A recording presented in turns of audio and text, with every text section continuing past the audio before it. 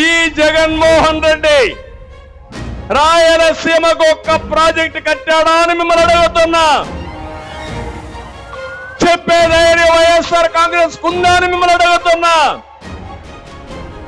5 సంవత్సరాల ముఖ్యమంత్రిగా 12,450 కోట్ల రూపాయలు తెలుగుదేశం పార్టీ ఖర్చు పెడితే దాంట్లో కనీసం 20% ఖర్చు పెట్టిన ఈ ముఖ్యమంత్రి రాయలసీమను ఉద్ధరిస్తాడా తమ్ముళ్ళు అని మిమ్మల్ని అడుగుతున్నా.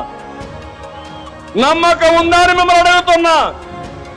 ఇలాంటి వ్యక్తుల్ని క్షమించాలని మిమ్మల్ని అడుగుతున్నా.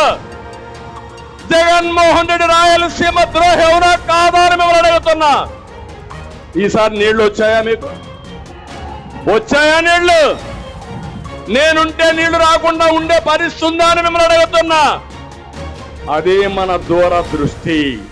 జ్ఞాపకం తెచ్చుకోండి, రాయలసీమకి 90% సబ్సిడీతో డ్రిప్ ఇరిగేషన్ ఇచ్చిన పార్టీ తెలుగుదేశం పార్టీ. కదలిరా కదలిరా ఓ తెలుగోడా కదలిరా.